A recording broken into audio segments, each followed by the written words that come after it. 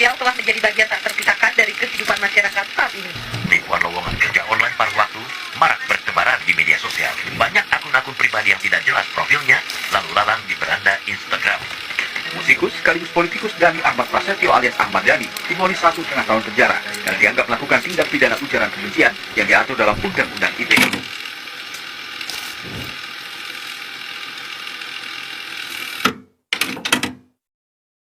Selamat pagi semuanya. Perkenalkan, nama saya Johan, ini ada Matthew, Zelda, dan Pibi.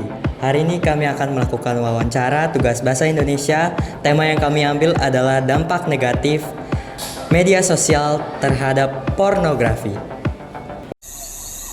Oke, dah on nih. Nah, sekarang kami bersama narasumber utama kita, yaitu dengan siapa, Ibu? Bu Ratna. Dengan Ibu Ratna.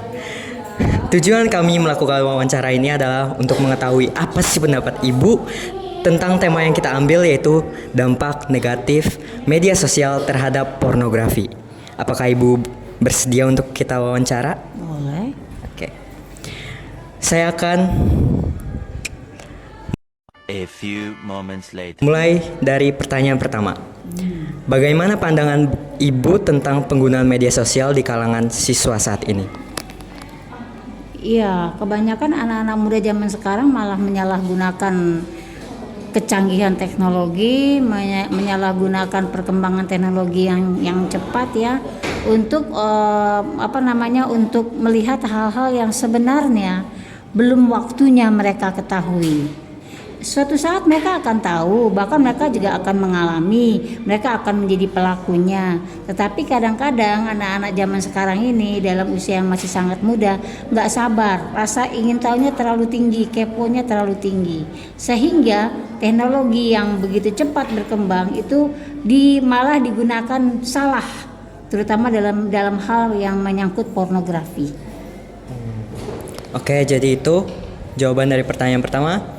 Oke, apakah Ibu pernah menemui kasus siswa yang terpengaruh oleh konten pornografi melalui medsos? Banyak sekali, banyak. Banyak. Kalau gitu, apa pendapat Ibu untuk solusinya? Solusinya adalah sebetulnya dari pihak, terutama pihak orang tua ya, jangan lengah kepada anak-anak.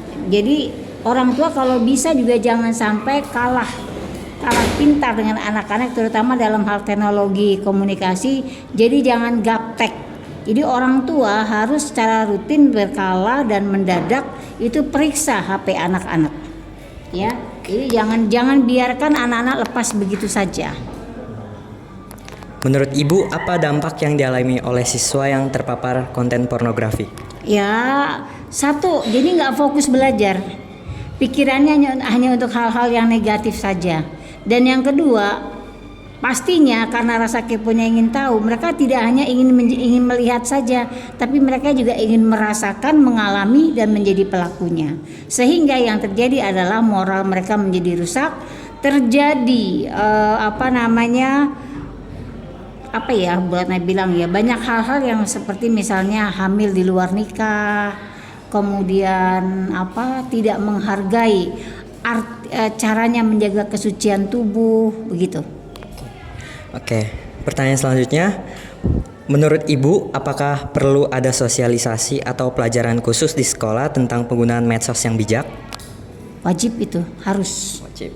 Oke. Apa pesan Ibu kepada para siswa agar tidak terpengaruh oleh konten pornografi? Ya, pesan Ibu hanya satu ya. Anak-anak, sebetulnya hal-hal yang menyangkut pornografi itu tidak perlu kamu ingin tahu ya, karena ada pada saatnya nanti kamu sendiri akan tahu. Nah, pada saat yang tepat kamu tahu, kamu bisa lebih bijak mengaplikasikan, menerapkan dalam hidup sehari-hari. Jadi nggak perlu cepat-cepat kamu ingin tahu apa sih tentang pornografi, tapi biarlah berjalan sesuai dengan waktunya. Setelah kamu nanti dewasa, kamu akan lebih bijak dalam menanggapi, dalam menjalani yang namanya pornografi ini.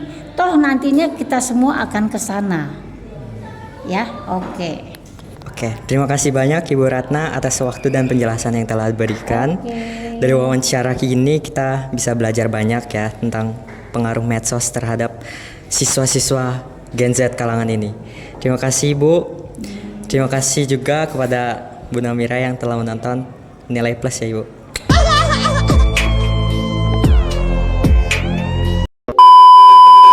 Oke, bye-bye.